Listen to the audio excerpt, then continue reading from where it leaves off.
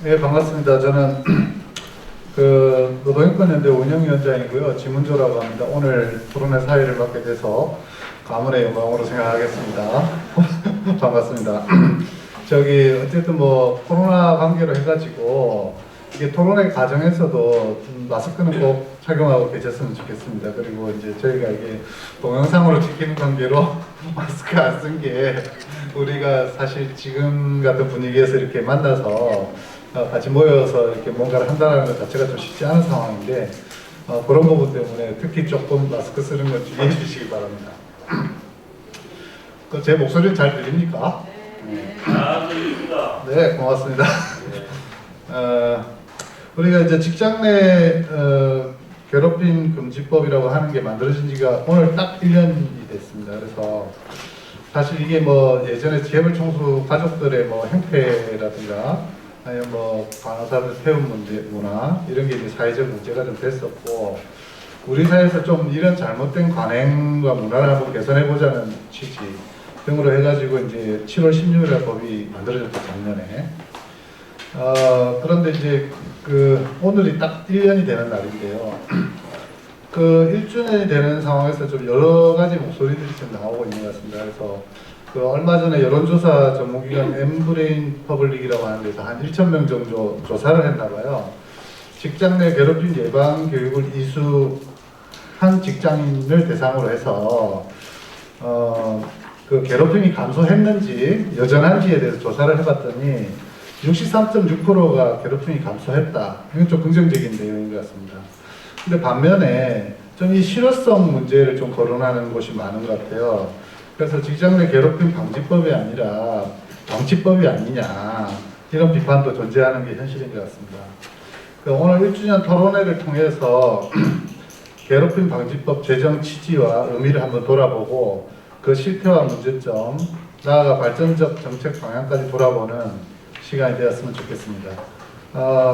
짧게 말씀드리고요. 제가 오늘 토론회를 하는데 이 발제하시는 분들은 한 15분 정도 안에 좀 마치 주셨으면 좋겠고요. 토론하시는 분들은 한 10분 정도 해서 토탈 1시간 이내에 어쨌든 진행이 되었으면 좋겠다 생각을 하고요. 그리고 이제 질의응답과 의견을 말씀하실 수 있는 시간을 한 30분 정도 해서 1시간 30분 정도에 좀 마칠 수 있도록 최대한 사회자로서 노력을 해볼 수 있도록 하겠습니다. 그러면 발제자로 제일 먼저 발제를 해주실 분은 우리 노동인권연대의 우리 공동 대표님이시고 법무부인 시대 대표님이시죠? 네, 우리 조현신 변호사님 모시고 첫 번째 발제안에 대해서 들어볼 수 있도록 하겠습니다. 박수 한번 부탁드리겠습니다. 네, 반갑습니다. 저는 노동인권연대 공동대표 조혜진이고 지금 변호사를 하고 있습니다. 우선은 오신 분들 중에서 사실은 직장 내 괴롭힘 문제에 대해서 직접적으로 다루시고 관심 가지고 계신 분들도 많겠지만 또 그렇지 않은 분들도 있을 것 같아서 우선적으로는 제가 시작하기 전에 규정의 도입 배경이라든가 규율의 방식 또 이게 어느 법이 어떻게 또 규율을 하고 있는지를 약간 환기한 다음에 직접적으로 이 문제점과 실효성에 대해서 좀 말씀드려 보려고 합니다. 근로기준법 76조에 의해 직장 내 괴롭힘의 금지라고 해서 규정이 도입되게 되었고 아시다시피 이게 배경이 된 것은 본격화된 것은 사실은 간호사들의 태움, 문화, 그러니까 직장 내 문화, 그 다음에 대한항공의 그때 땅콩양 사태라는 것들이 많이 보도되고 그 이후에 어떤 양진호 사태라든지 이런 것들뿐만이 아니라 잘 모르시겠지만 주로 이제 청년들 이렇게 직업계고 졸업하고 난 다음에 직장에 바로 가게 되는 그래서 사실 거의 미성년자임에도 불구하고 이제 실습생 형태로 해가지고 가는 그 친구들 사이에서 이런 괴롭힘들이 굉장히 많이 일어났어요. 왜냐하면 그들은 굉장히 취약하죠. 학교 다니는 것만 유일한 경험이었는데 그런 직장에 들어가서 조직 문화나 이런 것들을 경험하면서 피해를 입어서 이게 주로 어떻게 드러났냐면 자살로 드러났어요. 예컨대 지금 이 LGU 플러스 그 하청업체에서 해지 방어를 하는 그 하청업체가 있었어요. 네, 그 하청업체에서 일을 하다가 그러면은 이 친구가 나이는 뭐 18, 19인데 그 민원인들로부터 고객들로부터 들어오는 이거 끊어주세요 이렇게 하는데 이거 막아야 되는 거예요. 근데 어떤 뭐 경험이 있겠습니까 그 친구한테 그래가지고 이거를 못 막아내면 그럼 해지를 하는 거잖아요. 그럼 고객이 떨어져 나가는 거잖아요. 그럼 거기에 대한 불이익을 받는 거죠. 그게 뭐 남아가지고 깜지를 쓰라고 한다거나 그런 식으로 겪다가 결국에는 이제 자살을 한 케이스들도 있었고 그리고 또 어떤 유명한 음식점 뭐 이걸 직접적으로 말하기는 그렇지만 너무 유명해서 토다이라고 그 체인에서 또 일하던 노동자 한 명이 또 괴롭힘으로 인해 가지고 상사가 뭐 노래방에 갔는데 몸을 만진다든지 그건 이제 남자였는데 직장 상사였고 남자였고 그런데 노래방에서 뭐 몸을 만진다든지 야한 사진이나 동영상을 뭐 사적으로 보낸다든지 이런 것들로 인해 가지고 결국 그 친구도 자살에 이르렀고 이런 게 굉장히 다양한 양상으로 드러났습니다. 사회적으로. 사회적 문제가 되자 이제 2018년에 정부가 이걸 근절을 정책 과제로 설정을 하고 난 다음에 대책을 수립한 것이고 19년 1월에 근로기준법에 이제 직장 내 괴롭힘 개념을 도입했고 이 개정 금기법이 7월 16일 날 시행이 됨으로 인해 가지고 오늘로써 딱 1년째를 맞이하고 있습니다. 종래에는 이 직장 괴롭힘을 볼 수 있는 행위들이 직접적으로 뭐 폭력을 행사한다든지 아니면 욕설을 한다든지 뭐 심지어는 때려서 상처를 낸다든지 명예훼손, 강요 이런 죄에 해당될 경우에만 수사기관에 고소고발을 함으로써 했는데 아무래도 고용관계를 유지해야 되기 때문에 사실 그렇게 부당한 거를 당하고 있으면서 적극적으로 고소고발에 나아가는 경우들은 굉장히 적었을 거라고 생각을 합니다.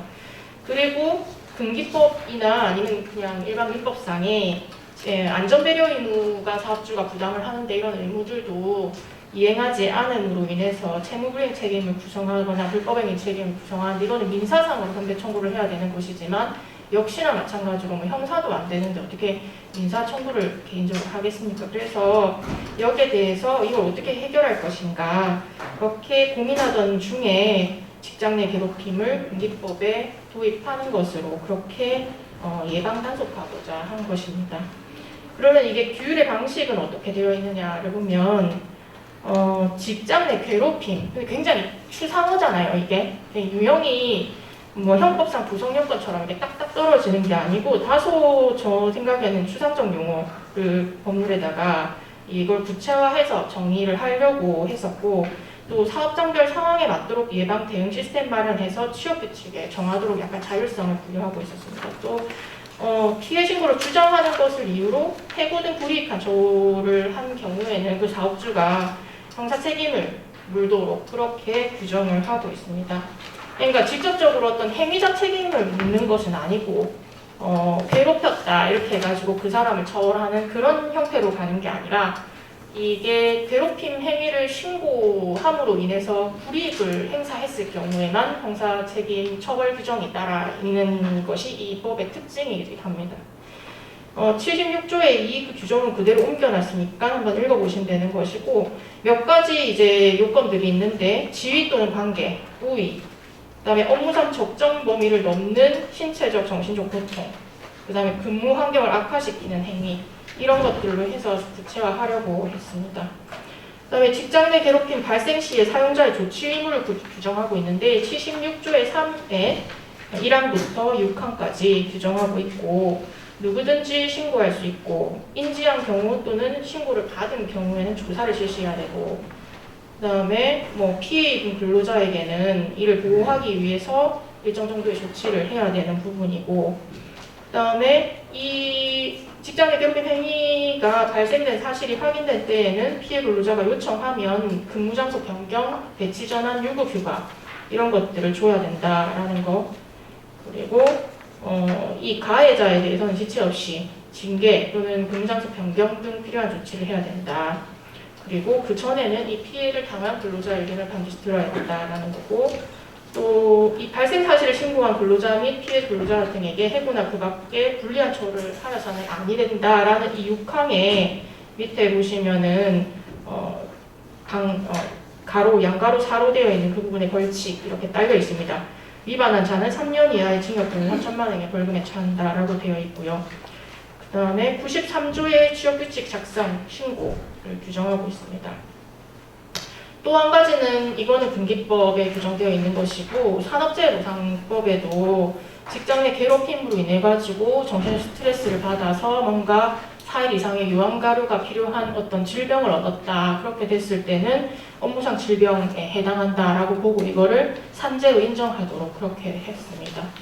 또 산업안전보건법에도 규정이 있는데 여기는 노무를 제공하는 자가 업무 관계되는 건설물 설비, 원재료 가스 등의 작업 그 밖의 업무로 인하여 사망 또는 부상과 실감이 걸리는 것을 말한다 해서 다소 약간 포괄적이고 이 직장 내 괴롭힘을 여기에다 포섭할 수 있을지 없을지 좀 넓게 규정을 하고 있는 것으로 보입니다. 여기에 대해서는 사실 좀 해석상의 논란이 발생할 수도 있는 부분인 것 같습니다.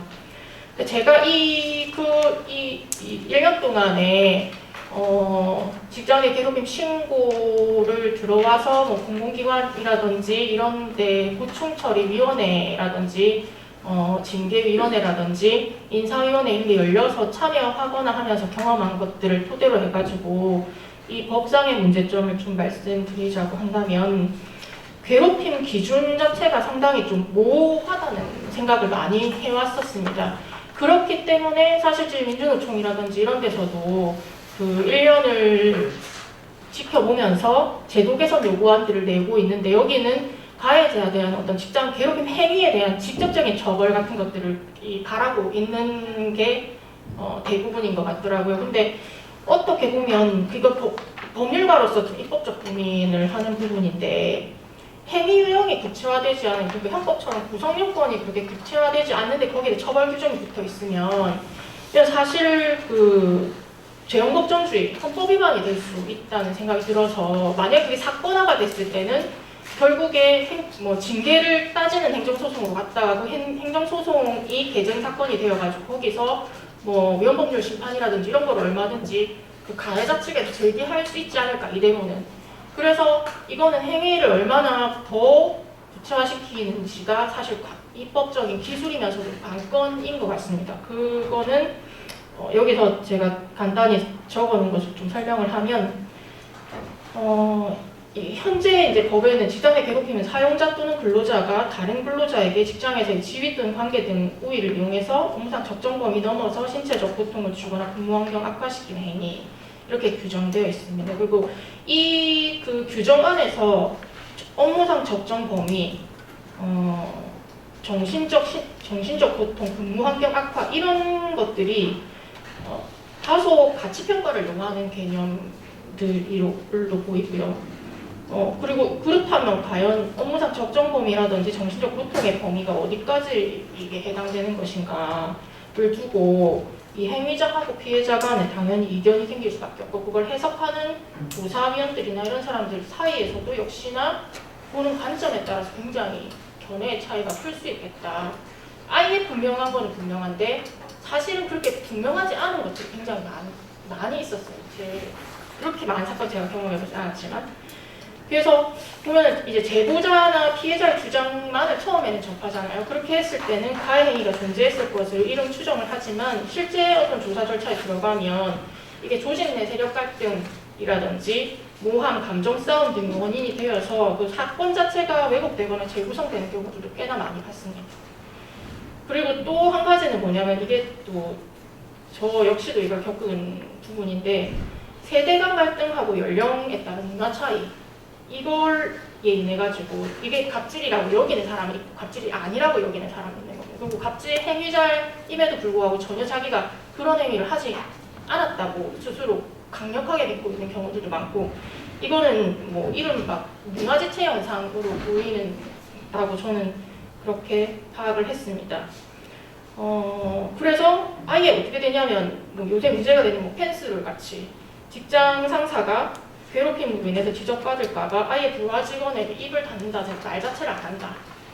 그 다음에 부하 직원도 상사를 꼰대로 여겨가지고 소통 자체가 사라지고 그냥 그 과정에서 서로 간 감정의 골이 더 깊어지는 경우들도 여러 번 봤습니다. 근데 이런 상황을 과연 뭐 회사 내 자체적 해결을 도모하라 하는 것이 현실적으로 가능할 수 있을 것인가 좀 회의적인 경우들도 꽤나 있었습니다. 그리고 역시나 같은 맥락인데 괴롭힘 인식의 그 인권 감수성의 차이에 따라 가지고 주관적 그 괴롭힘 인식하는 정도가 굉장히 많이 달랐다는 거. 예컨대 회사 워크숍에서 노래나 춤, 개인기 등을 요구하는 경우에 괴롭힘 가해 행위자들에게 이 가해 행위를 한다는 인식이 아예 결여되어 있는 경우들이 있었고, 뿐만 아니라 그와 같은 요구를 받는 근로자 역시도 일본으로 괴롭힘 당한다고 생각하는데 또 영 다르게 이런 인식을 갖기보다 자기도 영웅이라고 받아들이는 경우도 있었습니다. 그리고 이처럼 인식의 정도에 따라 가지고 어떤 사업장에서는 굉장히 바깥을 외견적으로 보기에 중대한 괴롭힘이다. 저거는 어떻게 저렇게 견뎠지? 하는 사건들도 대수롭지 않게 넘어가는 경우가 있는 반면에 또 어떤 사업장에서는 그냥 조금 과도한 지시에 불과한 것들이 괴롭힘으로 신고되는 경우들도 있었습니다. 이게 사업장 간의 문화나 이런 데 따라서 격차가 굉장히 좀 컸다.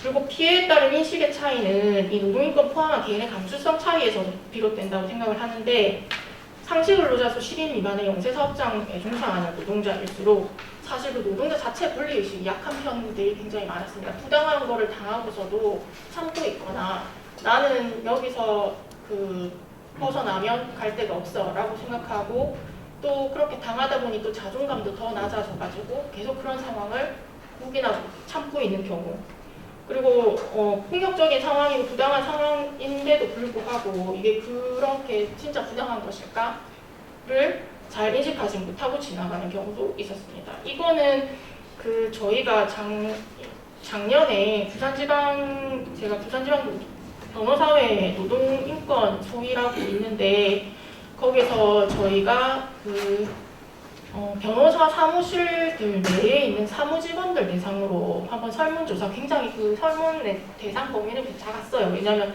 답변을 할 루트도 없고 사무직원들 상대로 뭔가를 메일을 보내거나 연락처를 구할 수도 없고 그 노동조합이 뭐 있는 것도 아니기 때문에, 그래서 그냥 연락 받는데 한해서만 이렇게 뿌려가지고 몇 가지 사례 포착식으로 해가지고 몇 가지 사례를 받았었어요. 그게 한 40건 정도에서 내외로 그렇게 들어왔던 것 같은데 사례가. 그래서 그게 그 당시에 조사 결과가 국제신문 1면에 났는데 혹시 보신 분 있으신지 모르겠어요.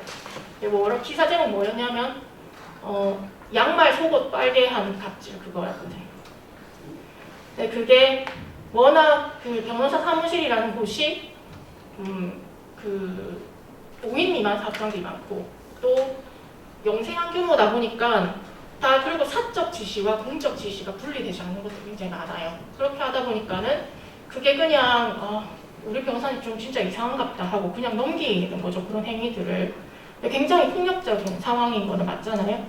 근데 그런 것들이 실제로 구제받을 길도 없고 이거를 해소할 길이 없었다라는 것들을 그 당시에 저희가 좀 알게 됐습니다.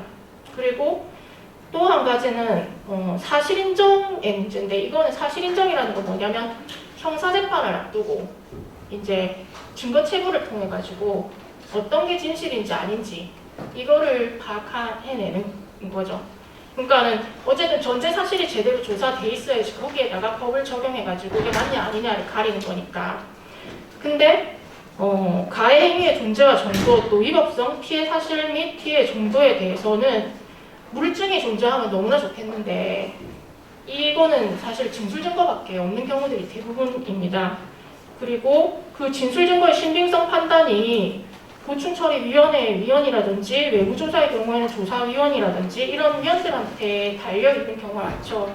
근데 물론 형사소송 절차 같이 증거법칙을 이렇게 어느 정도는 차용할 수 있겠지만 증거 채택 방식과 또 채택된 증거의 신빙성을 판단하는 이게 방법들이 제가 볼 때는 뭐 딱히 딱 매뉴얼로 만들어져 있는 건 아닌 것 같더라고요.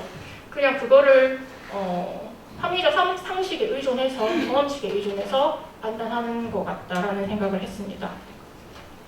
그러다 보니까 뭐 조사 절차에서 징계 절차에서 이 자원이 많은 경우, 그러니까 공기업이라든지 규모가 있는 기업이라든지 이런 데서는 외부의 조사위원들을 뭐 섭외를 많이 할 수 있으면 좋잖아요. 그 외부를 통해 가지고 이거를 조사를 해달라 해서 조사단차부터 외부의 힘을 조력을 받는 경우가 있고, 아니면 자체적으로 조사하는 경우가 있는데, 그 인프라에 따라 가지고 조사 결과가 달라지는 경우들이 꽤나 많겠다라는 생각이 들었어요. 어떤 사업장 같은 경우에는 이 조사해온 걸 보니 그거는 추후에 제가 봐서 이제 검토한 건데, 절차 자체가 굉장히 잘 지켜지지도 않고, 뭐 진술이라든지 이런 거를 채택함에 있어가지고도 굉장히 주먹구구식이었고 이런 게 있었던 반면에, 하나는 또 어떤 사업장은 뭐 이거를 실제로 입법에 참여하신 뭐 노동부 교수님이 들어오셔가지고 입법 취지를 설명하고 거기에 대해 가지고 어떻게 해결 방안을 제시하고 이런 경우까지 이게 천차만별이었기 때문에 뭔가 이것도 매뉴얼화 될 필요가 있겠다라는 생각을 좀 했습니다. 그렇게 해야지만이 사실 인정이 제대로 되어야지만이 이것을 전제로 한 어떤 처분이 그 결과에 오류가 있을 가능성이 굉장히 적게 되겠죠. 그리고 또 이 취업 규칙을 제정하도록 되어 있는데, 이 민주노총 부산본부 조사 결과 보니까는 취업 규칙 변경 신고를 한 사업장이 28만 1인 이상 사업장 보면은 28만여 개 돼 있는데, 그 중에 변경 신고 접수된 게 3,400개 정도 되더라고요. 그러니까 뭐 그 퍼센티지를 따지면 1.몇% 정도 되는 건가요? 굉장히 작던데, 그리고 3,400개 중에서도 그게 이 괴롭힘을 도입하기 위해서 변경신고를 한 것인지는 알 수가 없도록 돼 있더라고요. 그러니까 그냥 취업규칙 변경을 했을 수도 있고, 그렇게 따지면 사실 1%도 안 될 수도 있겠죠. 그리고 취업규칙 작성 의무가 있는 사업장이 10인 이상이기 때문에 그 미만은 사실 취업규칙 작성 의무 자체가 없는데 직장 내 괴롭힘을 도입하기 위해서 뭔가 규정을 만든다? 이거는 약간 좀 상정하기 힘든 케이스잖아요. 그래서 법은 괴롭힘 신고를 받은 사업주가 적절한 조치를 취하지 않았을 때 및 불이익 처분했을 때 벌칙을 주고 있을 뿐인데, 이 입법 목적이 사실 처벌에 있지 않고, 아까 전에 말씀드렸던 그 위헌의 소지라든지 이런 것들을 완전히 봉쇄할 수 없기 때문에 이런 입법을 택했다고 보여지기도 하고, 또 한편으로는 이해관계자들 사이에 원만한 해결과 화해에 보다 중점을 두고 만든 법이기 때문에 이게 처벌 위주로 규정을 하지 않은 게 아닌가 이렇게 판단이 됩니다. 근데 예컨대 직장 내 괴롭힘 행위가 사용자가 통제할 수 없는 영역에서 일어나거나 모바일 단체 대화방에서 이루어지는 괴롭힘 행위, 외견상 드러나지 않은 감정 분쟁과 따돌림, 이런 것들 이런 것들은 직장 내 지위관계나 우위를 이용한 괴롭힘인지 여부에 대한 판단 자체도 불분명할 뿐만 아니라 이 사업주에게 적절한 예방이나 구속 조치를 어떻게 기대할 수 있겠습니까? 그리고 한편 사용자의 조치로서 근무장소 변경과 분리 조치 등도 이 가해자가 배치 전환 타지역 발령 징계 해고 등에 처해지지 않는 이상은 이 사업장이 만약에 한 사무실을 쓴다고 하면 어떻게 분리를 합니까, 이거를? 그러니까 사업장 규모가 작으면 작을수록 현실적 분리라는 것이 사실 매우 불가능하거나 제한적일 수밖에 없는데, 이런 것들은 법에서 해소할 수가 없는 상황인 것 같습니다. 그리고 정신질환에 있어서 아까 산재법 관련해가지고 업무 관련성 판단, 이거는 직장 내 괴롭힘이나 고계급 폭언의 범주에 포섭되기 어려운 그 원하청 노동자들 사이에 괴롭힘 행위라든지 특수형태 근로종사자 어떤 관련된 둘러싼 괴롭힘에 의한 정신질환의 발병은 이 법에 의해 가지고 과연 이게 다 산재로 포섭될 수 있는지, 산재 처리로 해줄 수 있는지 인정받기 어려울 수 있다라는 것이고, 또 업무상 발병한 정신질환은 종전에는 이제 근로중단의 서울질병 판정에서 일괄적으로 담당을 하다가 직장 내 괴롭힘 이 건수가 신청이 늘어나면서 이제는 각 지역본부에서 다루고 있는데, 판정의 차원에서는 고용노동청 진정사건 처리 결과하고 각 사업장의 징계 결과 이런 것들을 근거로 직장 내 괴롭힘과 이 정신질환 발병 사이에 상당히 인과관계를 판단하는 것으로 보입니다. 근데 아까도 말씀드렸다시피 이 괴롭힘 인식이 굉장히 주관적으로 개인적 역치도 다르기 때문에 조사가 실시되었지만 결과적으로 이게 그런 행위에 해당하지 않는다라고 평가받았을 때, 그렇다고 막 발병한 정신질환이 치유되는 건 아닐 경우에 이런 경우 과연 그러면 업무상 괴롭힘과 관련성을 부정할 것인가, 그런 문제가 있을 수 있습니다. 그리고 정신질환 특성상 4일 이상의 요양 가료가 필요하다는 진단을 받기가 어려운 경우들도 많습니다. 다양한 검사를 요한 경우들도 많고, 또 실제 정신적 피해를 호소하면서 이력이 남는 것을 두려워해가지고 적극적 진단이나 치료를 받기 꺼려하는 피해자들도 많습니다. 그래서 이 규정에도 불구하고 사실 좀 실효성이 없는 규정이 지나지 않을 수 있어서 이 부분에 있어서도 역시나 정책적 대안이 필요한 것으로 그렇게 보였습니다. 또 하나는 산업안전보건법에 작업중지권이라는 게 있어요. 이게 뭐냐면 김영균 노동자가 사망한 사태로 김영균법이 제정이 됐잖아요. 그 사망한 현장에서 김영균이 사망했을 때에도 그 사망한 라인을 제외한 다른 라인은 돌아갔었다 이런 것이고요. 그 작업중지권 행사 요건 굉장히 까다롭게 되어 있습니다. 그래서 함부로 행사할 수 없고 함부로 공장 멈출 수 없게끔 그렇게 구성해놨는데 과연 그렇다면은 사실 정신질환이라든지 뇌출혈이라든지 심장마비, 심장질환 이런 것들은 급격한 흥분이나 놀라운 스트레스에 의해서 발병이 될 수 있는 부분이거든요. 근데 그럼에도 불구하고 과연 이 괴롭힘을 당한 근로자가 이 작업중지권을 적절히 행사할 수 있을 것인가, 여기도 역시나 한계를 노정하고 있기 때문에 이 부분도 좀 고민이 필요한 부분이다라고 생각이 들었습니다. 그 다음에 이거는 아주 실무적인 부분인 것 같은데 피해 노동자에게 부여하는 유급휴가를 등을 부여한다라고 법에는 나와 있지만 이 종류라든지 이런 것들을 아주 구체화시키지 않았기 때문에 오로지 이런 조치들이 사업주의 자율에 맡겨져 있는 것 같아 보인다. 그리고 사업장 현실이 이렇지 않다라는 걸 주장함으로써 얼마든지 정작 그 피해 노동자에게 필요한 조치를 취하기는 어려운 현실들이 많았다. 이거를 어떻게 또 해결할 것인가 라는 문제가 있었습니다. 여기에 대해서는 고용노동부의 입장 제시도 필요할 것 같다라고 생각이 들었습니다. 그리고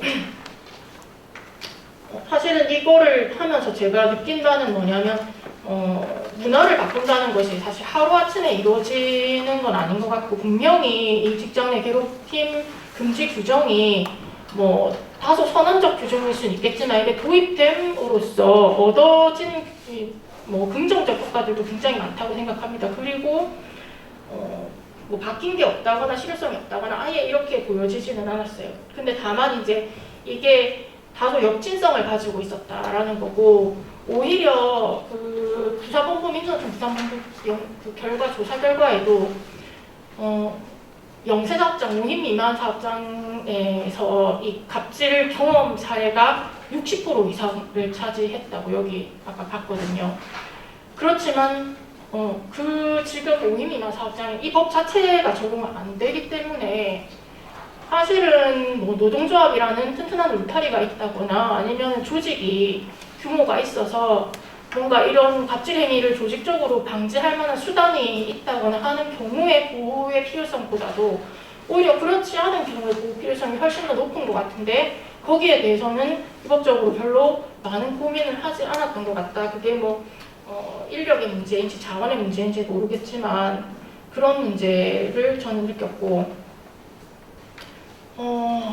그리고 또 한 가지는 이것도 역시도 요즘에 문제되는 특보 노동자와 같이 근기법의 근로자성이 인정됨을 전제로 해가지고 연쇄적으로 지금 근기법에 이 규정이 있기 때문에 근로자로 인정받으면 직장 내 괴롭힘도 직장 내에서 발생한 것으로 인정받을 수 있고 여러 가지 이런 보호장치들에 들어오게 되는 것인데 그게 아니라 예컨대 원하청 사이 노동자들 사이에서의 이런 괴롭힘 행위라든지 고객을 포함한 제3자에 의한 괴롭힘 행위라든지 방문 노동자들의 경우에는 그 개별 가정에 방문했을 때 고객으로부터 받는 이런 괴롭힘이라든지 여러 가지 그 유형을 이 법이 다 규율할 수는 없을 것 같아 보이는데 오히려 근기법은 사실은 보호받는 노동이지 않습니까? 그 테두리 안에 범죄에 들어가기만 하면. 근데 그 이외에서 훨씬 더 취약하고 보호받지 못하는 피해 사례들이 굉장히 더 많이 발생할 수 있다. 이 부분도 해결을 할 필요가 있는 것 같다라고 보여졌습니다. 그리고 소규모 아까 도입 부분에 저희 변호사들 사례를 말씀드렸지만 소규모 사업장에 종사하는 노동자일수록 노동인권 교육이라든지 학습할 수 있는 그런 기회들이 우리는 교육과정에서 그거를 하지 않기 때문에 지금 관련된 업체들이나 이런 것들 법률안에 나오고는 있지만 현재로서는 교육과정에서 그런 교육들을 받는 기회가 잘 없습니다. 그래서 의식 자체가 형성되지 않으니까 그냥 피해를 당하고 묵인하는 경우가 많았다.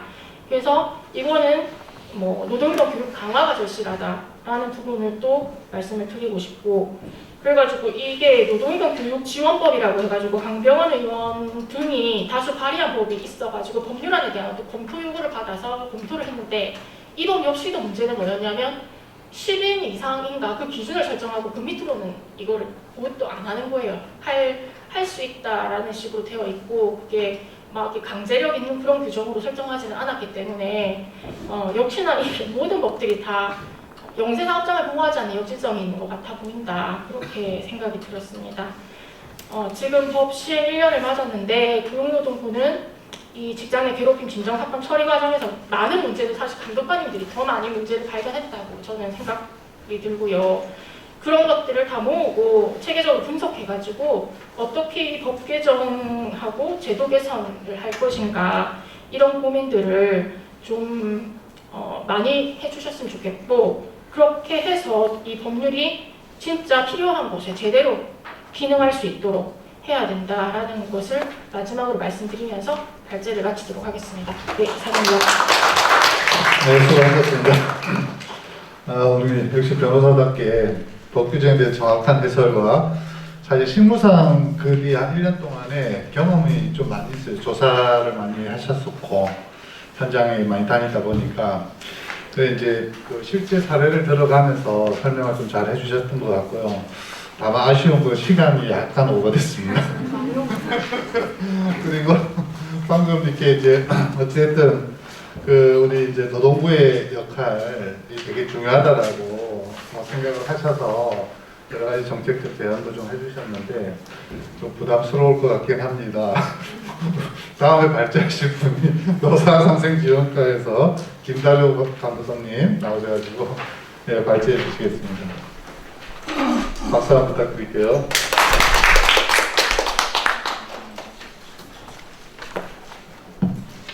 네, 안녕하십니까. 저 부산지방고용노동청 노사상생지원과에 근무하는 김다료 간부관입니다.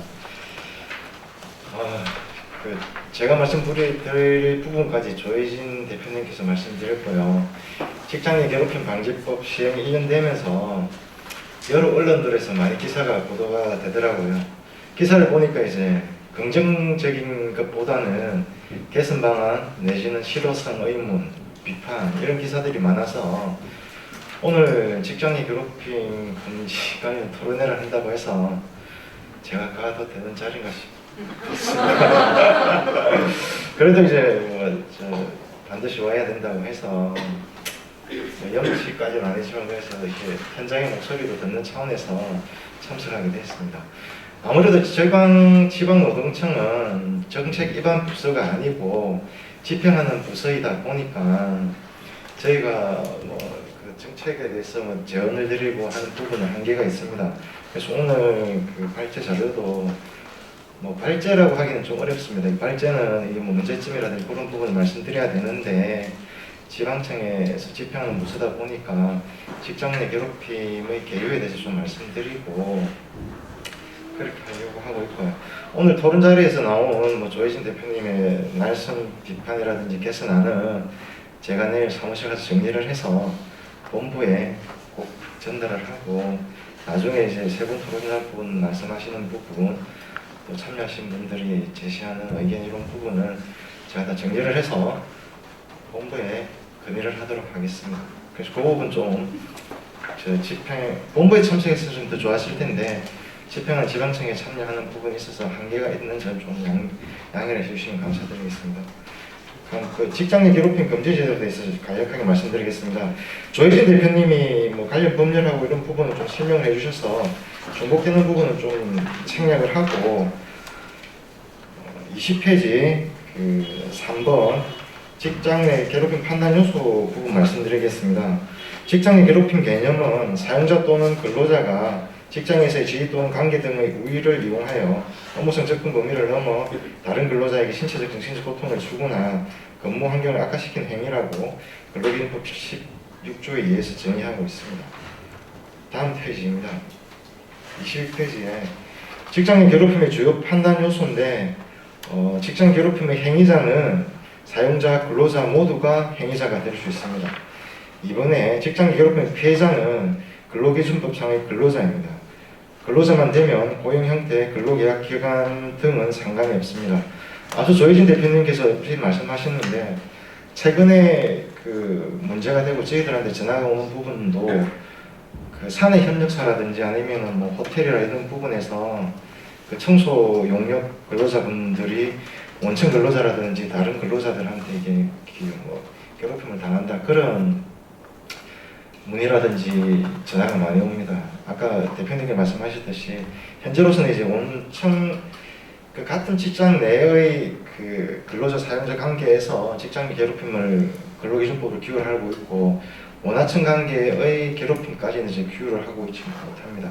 그런 부분은 이제 저희가 이제 뭐 인권연대라든지 인권위원회 그런 부분 쪽으로 안내를 해서 그쪽으로 그 하도록 하고 있습니다. 현행 법상은 그렇게 운영이 되고 있고요. 행위 장소는 사업장 내뿐만 아니라 22페이지입니다. 외근 출장지 등 업무 수행 과정 등의 장소, 회식이나 기업 행사 등의 장소뿐만 아니라 사적 공간에서 발생한 경우라도 그 직장 내 괴롭힘으로 인정이 가능합니다. 네 번째로 행위 요건입니다. 이 행위 요건은 주요 내용이 세 가지가 있는데 이 세 가지 모두가 충족을 해야 직장 내 괴롭힘으로 인정이 됩니다. 첫째는 직장에서의 지위 또는 관계 등의 우위를 이용하여야 합니다. 지위의 우위라는 것은 뭐 일반적으로 상급자를 지칭한다고 보시면 되고요. 관계의 우위는 상대방이 저항 또는 거절하기 어려울 개연성 높은 상태로 인정되는 경우라고 좀 어렵게 설명되어 있는데 주로 이제 개인하고 집단, 뭐 수적 측면, 정규직, 비정규직 이런 부분으로 보시면 되고 다수의 하급 직원들이 상급자 한 명을 이렇게 괴롭히는 부분도 수적으로 관계에 우위가 있기 때문에 그 다수의 하급 직원이 지위에 있어서는 우위가 아니지만 관계에 있어서는 우위이기 때문에 그 직장 내 괴롭힘의 행위자가 될 수도 있습니다. 23페이지입니다. 두 번째로 업무상 적정 범위를 넘어야 합니다. 앞서 이제 조혜진 대표님께서 이런 부분이 모두 다 이렇게 좀 추상적이고 구체화되지 않았다고 말씀하시는데 저희는 이게 진정 사건이 들어오면 그 일단 업무 대응 매뉴얼이라든지 신고 사건 처리 지침에 따라서 처리를 하고 있고 노동부에서는 이제 업무상 적정 범위를 넘어야 한다는 것은 업무 관련성이 있는 상황에서 발생한 것으로 그 행위가 사회폭력에 비추어 볼 때 업무상 필요성이 인정되지 않는 경우이거나 업무상 필요성이 인정되더라도 그 행위 양태가 사회폭력에 비추어 볼 때 상당하지 않다고 인정되는 행위일 경우에 해당하는 것으로 보고 이 두 개의 요건을 충족하면 업무상 적정 범위를 넘은 직장 내 괴롭힘으로 판단을 하고 있습니다. 세 번째는 신체적, 정신적 고통을 주거나 근무 환경을 악화시키는 행위여야 합니다. 신체적, 정신적 고통은 객관적인 피해 사실을 입증할 수 있으면 인정이 되고 설령 이 부분만 인정이 된다 하면 행위자의 의도하고는 상관없이 문제된 직장 내 괴롭힘을 인정이 될 수 있고요. 근무 환경 악화는 피해자의 능력을 발휘하는데 상당한 지장이 발생하는 것을 의미합니다. 하단의 네모 박스를 보시면 이 전체적인 걸로 이렇게 종합적으로 판단해서 직장 내 괴롭힘인지 아닌지를 판단하고 저는 마지막에 보면 아까 조희진 대표님께서도 말씀하셨지만 직장 내 괴롭힘이 좀 이렇게 주관적인 판단이 있기 때문에 저희는 통상적으로 이 행위가 일반적이고도 평균적인 사람의 입장에 판단했을 때 좀 과하다, 통상적인 범위를 넘었다 그렇게 하면 직장의 괴롭힘을 판단을 해서 업무를 처리하고 있습니다. 24페이지는 직장 내 괴롭힘 인정 및 불인정 사례인데 이거는 조그만 나눠주신 소책사에 저희 업무 대응 매뉴얼이 구체적으로 기재가 되어 있고 인정 불인정 사례는 더 구체적으로 되어 있기 때문에 그 내용을 참고하시면 될 것 같습니다. 25페이지입니다. 2019년 7월 16일은 직장 내 괴롭힘이 시행되고 접수된 사건 처리 현황인데 지금 현재 노사누리상으로 이게 통계가 정확하게 잡히지를 않고 하고 있습니다. 그래서 지금 전국 통계 자료는 2019년 7월 16일부터 3월 31일까지 잡힌 데이터고요. 부산 지역은 2020년 5월 31일까지 신고 사건 접수된 현황에 대한 데이터입니다. 부산 지역 위주로 말씀드리겠습니다. 부산 지역은 2020년 5월 31일까지 총 275건이 접수가 돼서 248건이 처리가 되어 있습니다. 이 중에 43건은 개선 지도해서 개선이 완료된 부분이고 111건은 사건 진행 과정에서 신고인이 치하를 해서 종결이 된 사안입니다. 사업청 구역을 접수 건수를 보면 전체 275건 중에 50인 미만 사업장이 165건을 차지하고 있어서 영세한 사업장에서 좀 직장 내 괴롭힘이 많이 발생하고 신고도 많이 되고 있습니다. 괴롭힘 유형별로 보면 폭언이 124건, 부당 인사가 83건으로 전체 중에서 대부분을 차지하고 있습니다. 이상으로 발표를 마치겠습니다. 감사합니다. 사실 이게 지방청 입장에서 생각해 보면 어떻게 뭐 정책을 결정한다거나 뭐 이렇게 할 수 있는 곳은 아니잖아요. 그런데도 그러다 보니까 사실 이전에도 보면은 뭐 시민단체에서 와가지고 좀 좀 발표를 좀 해달라 하면은 되게 꺼려하거든요. 와가지고 그 용반 얻어먹기 십상이고. 근데 어떻게 사실 뭐 지방청 입장에서는 그 부분을 직접적으로 개선한다거나 이렇게 하기가 되게 어려운 실정인 것 같아요. 그럼에도 나와서 발표를 열심히 해주신 우리 감독관님한테 뜨거운 박수 좀 부탁드립니다. 사실 이게 제가 이거 실장 내 괴롭힘 관련해 가지고 토론회 한다고 하면서 사실은 제가 엄청 반성을 많이 했습니다. 저도 뭐 작은 법인의 사업주다 보니까 내가 이 괴롭힘의 당사자가 아닌가. 사실 뭐 직장 내 괴롭힘 직상급자들이나 뭐 이런 것보다도 사업주의 괴롭힘이 제일 클 거 아닙니까? 그런 입장에서 좀 반성을 하는 측면이 많았다라는 말씀을 드리고요. 그리고 다음에 발표하실 분은 반갑습니다. 한국노총 부산지역본부 정책기획본부장 성영식입니다. 저희는 여기 상담을 주로 우리 한국노총에는 상담소가 5군데 있습니다. 5군데에서 몇몇 사례를 가지고 말씀을 드릴까 합니다. 제가 오늘 보시면 집단 괴롭힘이 아니고 그 표현을 따돌림으로 이렇게 표현을 해놨습니다. 그 이유인즉슨 집단 따돌림이 처음에는 상사의 위력이라든가 뭐 동료들이라든가 이렇게 괴롭힘이 있었지만 이 괴롭힘이 점점 지나면서 나중에는 따돌림이 됩니다. 그 원인인즉슨 상사가 저 부하 직원을 싫어하는 괴롭힘이에요. 그런데 그 옆에 있는 동료가 가까이 가는 것도 눈치가 보여서 못 가요. 나중에는 이 가정생활이 어렵고 사회생활이 어렵고 대인을 회피하게 됩니다. 그런 이 사람들이 상담을 왔을 때는 마지막입니다. 직장은 법이 만들어져 있다고 하지만 이 법은 그냥 위에서 봤을 때 법이라든지 이 본인들이 겪는 사람은 법이 아닙니다. 하소연할 때도 없고 장소도 없고 내가 이 공정업자에서 다른 데 가고 싶지만 절대 할 수가 없습니다. 왜냐하면 여기 같은 업무를 여기 보시면 백화점에 근무를 하고 있는데 롯데백화점에 있다가 신세계를 가면 내가 이 옷을 팔고 있는 업체에서 저 업체를 가면 그대로 인수인계되다시피 되니까 그걸 이야기를 하지를 못합니다. 그래서 혼자만이 소가리를 하다가 결국은 상담소를 찾아서 어떻게 하면 되겠느냐. 법적으로 해야 된다는 법적으로 제가 이겨낼 자신이 없습니다. 내가 이 직장 생활을 해야 되는데 어떻게 법적으로 그렇게 하겠느냐.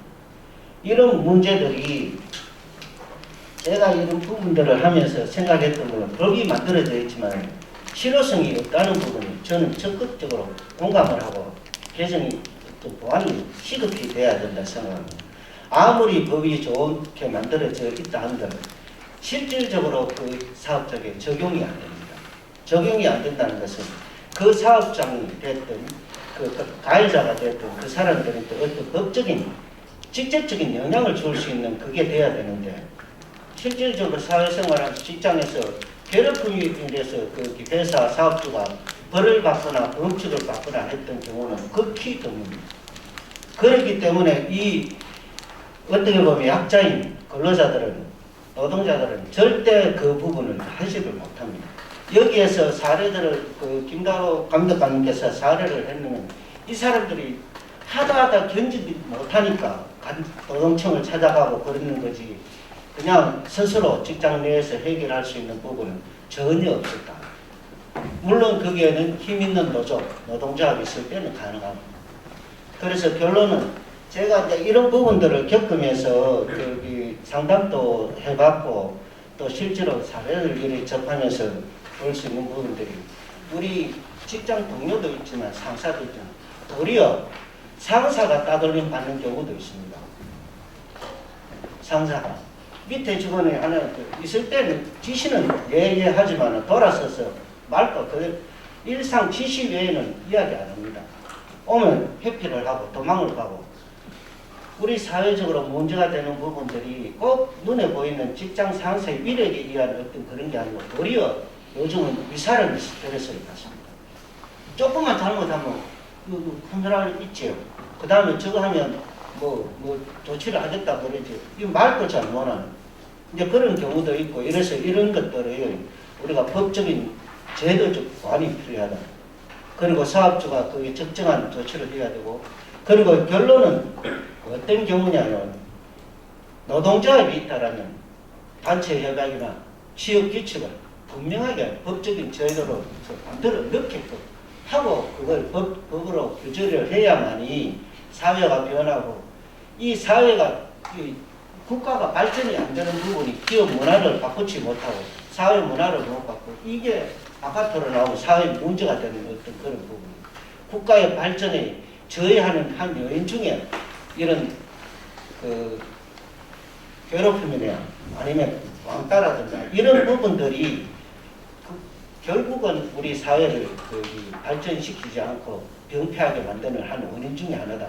그러면 꼭 눈에 보이는 노동자의 복리 후생에 있어서만 신경이 써야 될 게 아니고 이제는 이런 부분에도 신경을 쓰고 법적인 제도화를 제대로 만들어서 그걸 할 수 있는 그걸 해야 된다라는 생각을 합니다. 그래서 저희들이 제가 이제 이런 부분들을 이렇게 보면 여러 가지 사례들 중에서 직장에서 상습적인 상사가 욕을 하는 부분들 이분도 찾아와서 하는 이야기 겁니다. 출근하면 처음에는 농담 삼아 했는데 날이 갈수록 욕을 계속하는 이 새끼 저 새끼 이렇게 하니까 자기가 못 견딘다. 하루 이틀도 아니고 그렇다 해서 정식적으로 왜 욕합니까? 이것도 안 되는 거라. 아까 대기업은 가능합니다. 그 어디 가서 고충 처리위원회라든가 있지만 6명이 있는 데서 그 가서 어느 누구한테 내일 오지면 나오지 마라 그러는데 그러니까 이런 부분들은 분명히 법이 필요하다. 그리고 1년이 이제 입사를 이렇게 보니까 1년이 됐다라고 하더라고요. 일을 1년이 됐으면 아주 서툴고 사회 초년생이고 아무것도 모릅니다. 그러면 서로 이해를 해주고 지시를 정확하게 이렇게 가르쳐줘야 되는데 티방을 줍니다. 이러니까 긴장을 하고 더 못하는 거. 이제 실수를 하나 걸 2개, 2개를 3개 주고 이러니까 이 직원이 정신적 정신과도 이제 가보는 어떤 그런 일들이 생겼더라고요. 그래서 그러지 말고 그러면 비밀 보장 해줄 테니까 노동청에 가서 그걸 하고 이렇게 그거 하자 그러니까 어떻게 하든지 와서 그러면 생각을 해보겠습니다 라고 이야기를 쭉 했는데 결국 그 다음번에 안 오더라고요. 자기 너무 부담이 되는 어떤 그런 부분 이런 사례들이 있기 때문에 제가 이 부분에 대해서 그걸 하면서 집단 괴롭힘이 아니고 따돌림이라 그랬습니다. 따돌림이 결국은 이 하나의 우리가 사회를 변화시키려고 우리 개인이 아니면 국가가 정부가 꼭 기다려야 되는 게 있고 우리가 모두가 이 부분에 대해서 신경을 써야 되고 또한 이 서로 간의 상호 존중 사실은 요즘은 너무 사회가 각박하고 개인주의가 너무 편대하다 보니까 네 편 아니면 적은 것 내 편 아니면 적으로 치고 하는 극단주의적인 어떤 그 사고가 많이 편되어 있으니까 우리 기업 문화를 바꿔야 됩니다. 기업 문화라는 것은 이 우리가 회사에서 의지를 갖고 직원들한테 노동자하고 상의를 해서 기업 문화를 정말 생산적이고 미래 이상적인 것을 갈 수 있도록 그걸 국가가 제도적으로 보완을 해주고 그 회사가 그렇게 갈 수 있도록 그렇게 만들어주는 게 우리의 할 일이 아닌가 그런 생각을 합니다. 그런 생각을 하고 이렇게 보면 적당 그 따돌림은 이렇게 제가 그냥 이렇게 만들어 놨지만 사실은 이런 이야기를 하고 싶은 게 아니고 제가 이 제도적으로 보완을 해야 됩니다. 김다로 감독관님이 아까 그 정리를 해서 올린다는데 반드시 보완이 돼야 돼. 강행 규정을 따라야 됩니다. 법을 만들어 놨지만 강행 규정이 별로 없으니까 아까 변호사님께서 그 말씀을 하셨던 부분이 28만 건, 3천 몇 개만 바뀌고 안 바뀌었다 그래서 자율에 몇 개 나왔기 때문에 그거는 지켜도 그만 안 지켜도 그만이라는 식의 어떤 그게 있으니까 이 부분은 반드시 법제화를 시켜서 강행 규정으로 만들어 달라는 그 김다루 감독관 그 서실 때 꼭 그렇게 서달라고 부탁을 드리겠습니다. 예, 이상입니다. 이게 지금 뭐 예전보다 더 과해졌다라는 생각보다는 그런 문화를 바꾸지 않고 개선하지 않으면 우리 사회가 정말로 이렇게 지속적으로 좀 부진적인 노동 문화가 좀 개선이 안 되고 가는 게 아닌가 싶고요. 그러니까 그런 문화를 개선한다라고 하는 거 하고 법적으로 또 처벌을 하는 문제도 다른 문제인 것 같기도 해요. 예, 어쨌든 그 따돌림 등 악습을 바꾸는 문화가 악습을 바꾸기 위해서 문화를 개선해 나가자라는 말씀을 해주셨다 생각하고요. 고맙게 생각합니다. 다음으로는 우리 부산참여연대 황미나 농사님. 사실 드라마에서 보시면 왜 그 직장 생활을 다루는 그 장면에서 예전에는 흔히 나왔던 게 문서 던지면서 다시 해봐라고 했던 부분들도 사실은 직장 내 괴롭힘이 될 수 있는 거고, 그리고 이제 뭐 당신은 일을 이거밖에 못하느냐, 뭐 초등학생이냐 중학생이냐 걔들이 니보다 더 잘하겠다 이런 내용들. 근데 예전에 일을 다 하시고 직장 생활들 다 하시고 지금도 하고 계시지만 예전에는 이런 언행들이나 뭐 이런 폭언들을 폭언이라 생각지 않고 아니면 혹은 쟤또 저런다 그러고 이제 그 동료들과 욕하고 넘어갔던 부분들이 있으실 거예요. 저도 그랬고. 근데 이제 제가 이 직장 내 괴롭힘 금지법의 제정이, 그러니까 근로기준법에 들어온 게 사실은 고무적이라고 생각하는 이유가 그렇게 우리가 생각했던 내용들, 사실은 뭐 간호사 태움이나 아니면은 이제 대한항공 땅공해양 사건은 이제 오너 일가의 굉장히 큰 이제 갑질이라 그게 굉장히 이슈가 됐던 거지. 우리가 사실은 그 겪고 있었던 폭언이나 그런 내용들이 이제 직장 내 괴롭힘이라고 하는 규범에 정의가 되어서 근로기준법 안에 들어왔다라고 하는 것, 그래서 시행이 되고 있다라고 하는 것 자체는 저는 상당히 고무적인 일이라고 생각을 하고 있거든요. 그런데 이제 그 직장 내 괴롭힘 금지법이라고 하는 게 그러면 지금 시행 1년이 되었는데 그러면 그 법이 이제 사실은 완벽한 법은 아닐 거고 아니기도 하고 실제적으로. 그래서 어떠한 문제가 있는지에 대한 부분은 사실은 이 직장의 괴롭힘 금지법의 특징을 보면은 조금 알 수 있을 것 같아요. 앞서 그 조혜진 대표님과 김다로 감독관님께서 그 직장의 괴롭힘의 규정이 어떠한 게 있고 그거를 어떻게 정의하고 있는지에 대해서는 설명을 자세히 해주셨으니까 저는 그러면은 이 직장의 괴롭힘 금지법이 어떠한 특징이 있는지부터 설명을 먼저 드리고 싶은데요. 일단은 뭐 앞서도 말씀해 주셨지만 포괄적으로 직장 내 괴롭힘이 뭔지에 대해서 이제 정의를 하고 있습니다. 구체적인 내용보다는 이제 포괄적으로 정의를 하고 있고, 그래서 이걸 바탕으로 해서 그러면 직장 내 괴롭힘이 발생을 하면 사업주는 어떤 조치 의무를 하도록 되어 있는지를 규정을 하고 있고, 그리고 처벌 규정은 이제 직장 내 괴롭힘을 신고한 것을 이유로 사업주가 그 신고자에 대해서 불이익 조치, 해고 등의 불이익 조치를 한 경우에 처벌 규정을 두고 있습니다. 그래서 사실은 뭐 행위권에 대한 처벌 규정을 두고 있지 않아서 행위자 처벌을 하는 이제 그런 규정은 아니고, 사실 근로기준법이 사업주의 그 의무를 규정을 하고 있는 법이기 때문에 그래서 뭐 행위자에 대한 처벌에 대한 규정은 없고 그리고 이제 그러니까 그 근로기준법상 직장 내 괴롭힘 금지 규정은 사용자의 조치 의무에 대해서 명확하게 규정을 하면서 사용자에게 직장 내 괴롭힘에 대한 조사나 그 금지에 대한 주체권을 사실은 부여를 하고 있고요.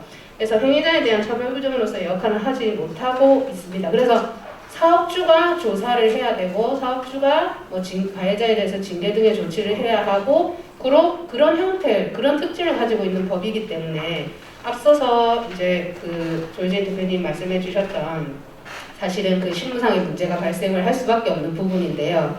뭐 일단은 괴롭힘의 기준이 모호하고 괴롭힘에 대한 인식이 사실은 뭐 앞서 장관님 말씀해 주셨지만 종합적으로 검토를 하겠지만 일상적이고 보편적인 그리고 통용적으로 이제 생각할 수 있는 보통의 사람들이 생각할 수 있는 그런 그 기준으로 판단을 한다고 했는데 사실은 그 보통의 사람들도 의견이 다 다르잖아요. 주관적이고 그렇기 때문에 사실은 인식이 주관적일 수밖에 없고 그다음에 사실 인정 과정에서 저도 이제 조사를 여러 번 했지만 그 입증이 그냥 주장만 있다거나 그 주장에 대해서 뒷받침할 수 있는 뭐 증거가 없다라고 하면 사실 조사하는 사람 입장에서는 객관적이지 못하면은 그것이 직장의 괴롭힘이라고 딱 판단을 하기가 조금 어려운 점이 있거든요.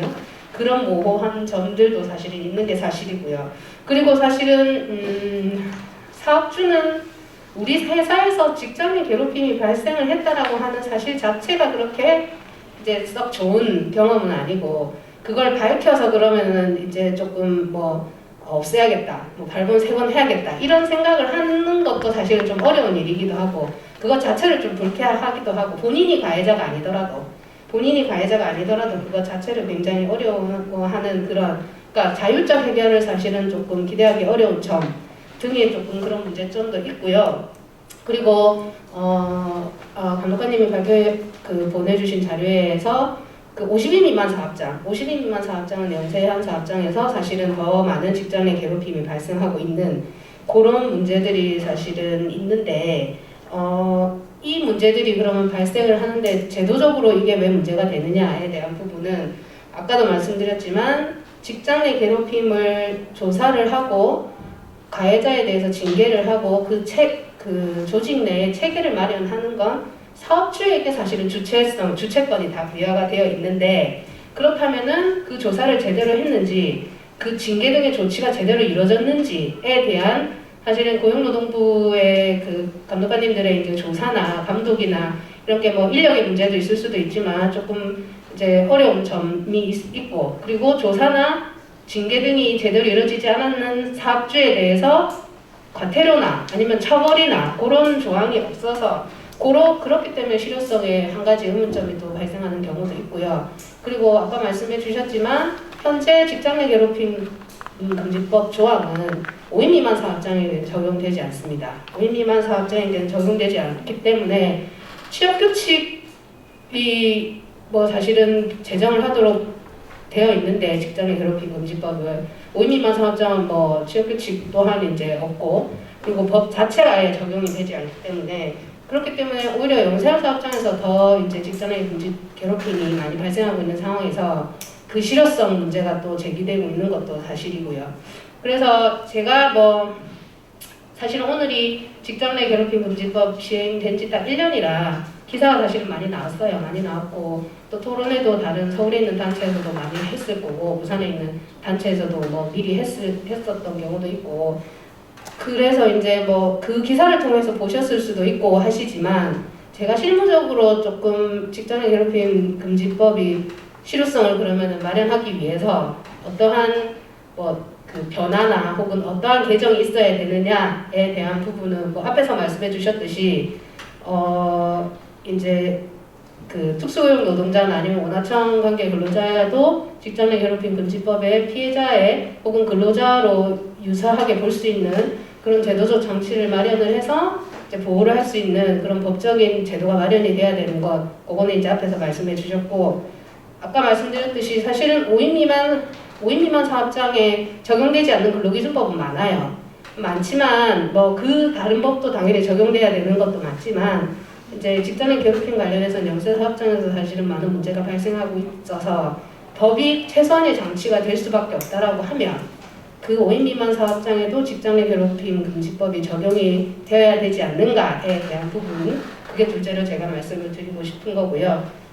그리고 행위자 처벌 규정을 두어서 실효성을 확보해야 되는 부분도 있는데, 그 부분은 아까 조혜진 대표님 말씀해 주셨듯이 사실은 구성 요건이 명확하지 않으면 벌을 하는 게 사실은 어려울 수도 있거든요. 그래서 형법이 아닌 근로기준법이 행위자를 처벌하는 규정을 둘 수 있는가에 대한 것은 의문이긴 합니다. 예, 의문이긴 하지만 이제 그러한 법적인 제도적인 고민을 해봐야 될 부분이 있고, 그다음에 저는 그것보다도 사업주가 제대로 조사나 괴롭힘 발생에 대한 조사나 조치 의무가 이루어졌는지, 그리고 매뉴얼이 사업장 내에서 매뉴얼이 제대로 이루어지고 있는지, 체계를 마련했는지, 그런 부분에 대해서 조금 지속적으로 조사를 하고 적극적으로 조사를 하고 감독을 하는 부분이 조금 이 법의 실효성을 훨씬 더 높이는 수 있는 하나의 방안이 되지 않을까.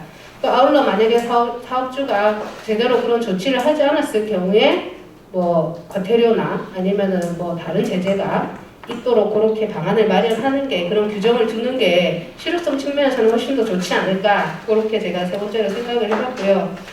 그리고 사실은 아까도 말씀해 주셨지만 직장 내 괴롭힘의 정의부터 시작해서 요건도 사실은 해석에 있어서 주관성이 굉장히 많이 이제 발휘가 되는 부분이기 때문에 그 주관성을 조금 더 객관적으로 만들기 위해서 법에 하나하나 다 추가를 하기에는 법이 너무 방대해지기 때문에 노동부에서 구체적인 사례나 판단 기준을 들어서 주기적으로 직장의 괴롭힘 금지에 대한 매뉴얼, 뭐가 금지인지, 어떠한 부분이 새로 직장 내 괴롭힘 금지에 들어와 있는지, 절차적으로는 어떻게 보완을 해야 되는지, 그런 매뉴얼들을 주기적으로 계속적으로 만들어낼 필요가 있다고 생각을 하고, 그리고 현재 직장의 성희롱 예방 교육은 의무 교육이거든요. 법정 의무 교육.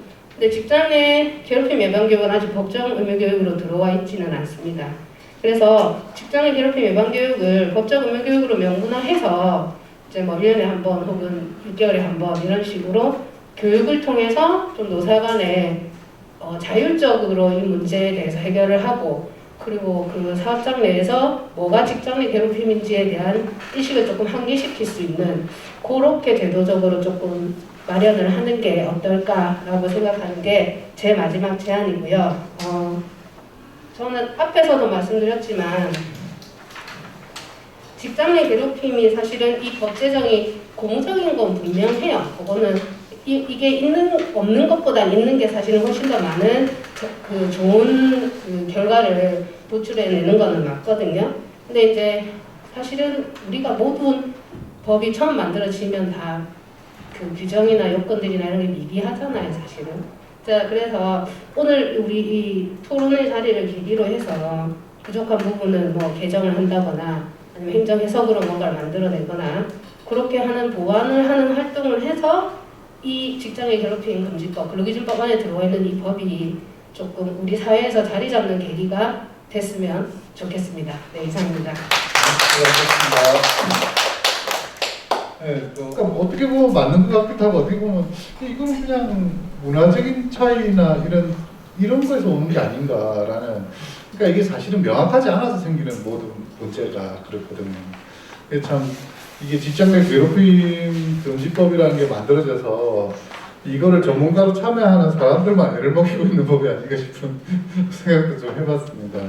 네, 다음으로는요, 우리 부산 외국인 근로자 지원센터의 상담팀에 계신 김인선 선생님 모시고 얘기를 들어볼 수 있도록 하겠습니다. 박수 좀 부탁드릴게요. 네, 반갑습니다. 저는 부산 외국인 근로자 지원센터 상담원 김인선이라고 합니다. 사실 직장 내 괴롭힘이라는 것 자체가 한국인이나 이주민을 가려서 나타나는 건 아니지만 사실 막연하게나마 저희 이주민들은 조금 더 많은 괴롭힘을 당할 것이다 이렇게 많이 생각을 하시고 있고, 그래서 그 생각이 아마 저희가 이 자리에서 이야기를 하게 된 원인이 아닐까 생각을 해봅니다. 일단 한국의 현재 체류 중인 외국인을 보면요, 이주민분의 숫자가 217만 명이 좀 넘어섰고요. 2020년 4월 통계를 보면. 그리고 한 가지 좀 특이하게 볼 수 있는 게, 이 이주민들은 고용허가제라고 하는 그 제도를 통해서 도입되시는 분들이 굉장히 많습니다. 예, 고용허가제는 EPS라고 하는 그 홈페이지에 가보시면 뭐라고 나와 있냐면, 외국인 근로자의 체계적인 도입 관리를 통하여 중소기업의 인력난 완화와 국민경제의 균형 있는 발전에 기여하고 있습니다. 이렇게 나와 있는데, 사실 이런 부분에 있어서 관리가 되고 있는 노동자입니다. 본인 최초 근로계시라는 사업장에서 계속 근무를 하는 것이 원칙인 노동자예요. 그러니까 본인이 어떤 일이 마음에 안 드는 일이 있더라도 사업장 변경이 원활하지 않은 그런 부분이 있다는 점을 미리 알려드리고 사례를 통해서 말씀드리도록 하겠습니다. 제일 최근의 사례인데요. 2020년 7월 7일에 오는 신문에도 좀 많이 나기는 했었는데, 김해의 한 농장에서 노동자들 사이에서 갈등이 원인이 돼서 살인 사건, 사망 사건이 발생한 건이 있었습니다. 고용허가제로 입국한 미얀마 노동자 A씨가 이 농장에서 조장으로 일을 하고 있었고, 이제 새로운 노동자가 B와 C가 몇 달 전 새로 들어온 거죠. 그래서 이 조장인 노동자 밑에서 B와 C가 근무를 했고, 조장과 나머지 그 두 노동자 사이에서 다툼이 일어난 거예요. 그래서 크게 말다툼이 일어났고, 그 다음날 이제 새로운 그 B와 C의 노동자는 출근을 하지 않고 저희 센터로 통역 요청이 들어온 거죠. 미얀마 선생님한테 통역 요청이 들어왔는데, 내용은 이제 어제 그 조장과 우리가 크게 싸웠다, 말다툼이 있었는데, 근데 난 무서워서 더 이상 일을 못하겠다 여기서. 왜냐하면 이전에 이 사람이 라오스 노동자와 갈등이 있었는데, 이게 칼로 상해를 입혔던 전적이 있다고 하더라. 나는 일을 못하겠으니 회사를 바꾸고 싶다. 그 바꿀 수 없으면 조장과 문제가 생기지 않도록 사장이 좀 책임져 줬으면 좋겠다. 이렇게 해서 이제 통역을 한 거죠. 근데 사장의 말은 이랬어요. 왜 외국인 말을 믿냐? 왜 외국인 말만 믿냐? 이 사람들이 거짓말 하는 거다. 우리가 CCTV 다 확인했는데 아무 일도 없었고, 그저 여기 일하기 싫어서 회사 바꾸고 싶어서 하는 핑계일 뿐이다. 이렇게 얘기를 한 거예요. 그리고 자기가 알아서 이야기하겠다고 그렇게 이제 얘기가 된 거죠. 근데 그렇게 얘기하고 나서 몇 시간이 채 안 지나서 이제 그 사건이 발생을 한 겁니다. 그래서 되게 충격적이죠. 그리고 두 번째 사례를 보시면요. 이렇게 새로운 사업장에서 일을 해서 가보면 이 사업장에 있던 어떤 환경이, 어떤 물질이 나랑 안 맞는 경우도 있을 수 있어요. 그러니까 알러지가 일단 사실 안 거예요. 그래서 병원에 다녔고 사업장 변동을 요구했으나 이 사업자도 마찬가지로 그냥 이것은 핑계일 뿐이다. 직장을 옮기고 싶어서 말하는 그냥 핑계일 뿐이다 하고 거절했고, 그 다음에는 이제 일을 잘하는지 동영상을 찍은 거예요. 관리자가 동영상도 찍고 사진도 찍고, 네가 얼마나 일을 잘하는지 보겠다. 사실 이거 저희 상상하기가 좀 어려운 일인 거죠. 네, 그래서 이제 이거를 저희가 노동부에 신고하려고 하니까 그제서야 사업장 변경에 동의해서 사업장 변경이 된 케이스가 있었고요. 그리고 사례 3번 보시면 처음에 왔을 때 이제 60대 한국 관리자였대요. 근데 업무 중에 대화하는 걸 싫어하시는 분인가 봅니다. 그래서 대화하지 말라고 했는데 사실 처음에 들어오면 물어볼 수밖에 없고, 또 이주민이다 보니까 그게 또 더 많을 수밖에 없는데 이제 그때 위문털이 박힌 거예요. 그래서 연장 근무를 무리하게 시키고 남들보다 더 많은 그 힘든 일을 시키게 된 거죠. 그래서 이제 감정이 상해서 서로 이제 욕설에 폭력까지 오가게 됐고 회사에 얘기는 했어요. 근데 이런 경우에 보통 회사에서는 이주민 보고 양보를 요구하는 경우가 많습니다. 그래서 이주민에게 양보를 강요했고, 근데 그래도 같이 일 못하겠다고 해서 이제 이분 케이스는 그나마 좀 나은 케이스예요. 다른 부서로 옮기기는 했어요. 근데 그 관리자는 다른 부서까지 와서 이제 괴롭히면서 분위기를 흐린 거죠. 그래서 네 번째 사례를 보면 이분은 미등록 이주 노동자입니다. 비자 없이 근무를 하시는 거고 회사에서 2년 정도 근무를 하셨고 한 달에 2번 쉬었다고 제가 출근 카드를 봤는데 한 달에 2번을 쉬었어요. 이틀을.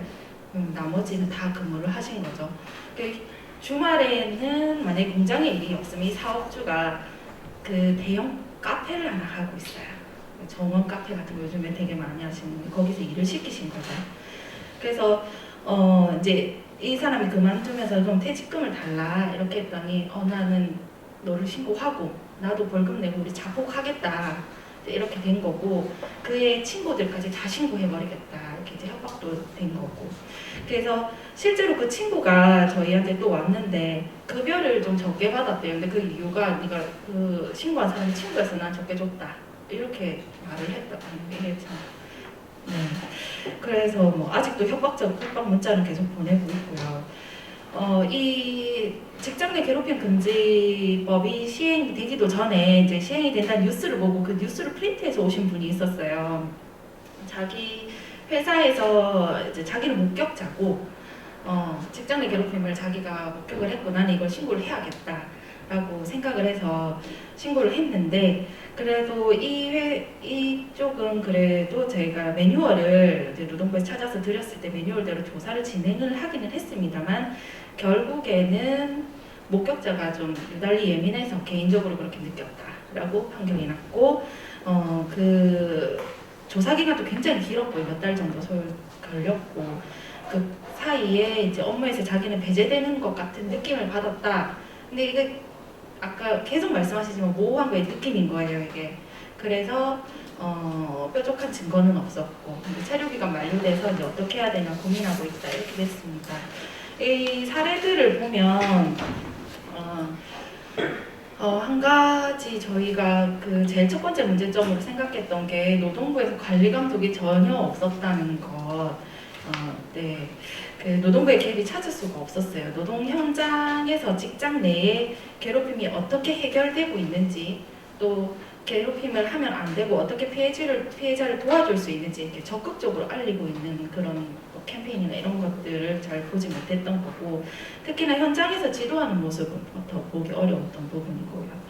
그래서 노동부에서 사실 적극적이 않기 때문에 신고를 해도 별 다른 대책이 나오지 않고 그래서 결국 노동자들을 다 참고 있는 건 거죠. 네, 그래서 뭐 사실 이주 노동자한테는 거의 일상이에요. 지금 그 감독관님 자료에서 보시면 욕설이나 이런 것들이 되게 많은 비중을 차지한다고 하는데 사실 저희 센터로 오시는 분은 뭐 욕 한마디 들었다고 오시는 분은 아예 뭐 그렇게 있지도 않으세요. 완전 욕을 들어도 뭐 한국 사람 원래 그렇더라. 나는 월급만 받으면 된다. 사실 기분은 나쁘지만 우리 이걸 뭐 신고한다고 해서 어떻게 할 수 있는 게 아니니까 목소리를 내는 것보다 그냥 넘어가겠다 이런 입장이 많고요. 그리고 그 이주민분들이 제일 차이가 나는 게 사업주의 허가 없이 사업장 이동이 안 되기 때문에 사실 한국 분들은 내가 너무 괴로우면 그만두면 되잖아요. 근데 이분들은 그만두면 본국으로 가셔야 되는 거예요. 경제활동을 모두 포기하고 그렇기 때문에 원천적으로 이제 차단이 되어 있죠. 사업장 변경의 그 자유가. 근데 이 결정적인 권한이 사업주한테 있는데 대부분은 또 영세 사업장에서 일을 하세요. 네. 그래서 직장 내에 괴롭힘도 발생한다고 한들 해서 배치 전환도 안 되고 그만둘 수도 없고 그러니까 이 괴롭힘 완기로 노출되어 있다고 보시면 됩니다. 그 직장 내 괴롭힘을 발생을 사실을 인지한 경우 사용자가 사실을 위한 조사를 해야 된다라고 근로기준법에 명시가 되어 있는데요. 사실 이주민분들이 일하는 곳에는 다 거의 영세 사업장이고 사실 괴롭힘의 가해자가 사업주인 경우가 굉장히 많아요. 근데 심지어 조사 권한이 사업주한테 있기 때문에 이것은 굉장히 큰 문제가 아닌가라는 생각을 합니다. 저희가 사건을 이렇게 접하다 보면 케이스가 이게 직장 내 괴롭힘인지 노무 문제인지 형사 문제인지 민사 문제인지 이게 도저히 분간이 안 갈 때도 있거든요. 그래서 그 신고를 한다고 해도 거의 증거가 있는 경우가 없고 증거를 만들기도 사실 어려운 부분이고요. 괴롭힘이라는 게. 네, 그래서 이 중노동자 입장에서 보면 사실 실효성이 없다에 가까운 법입니다. 안타깝지만.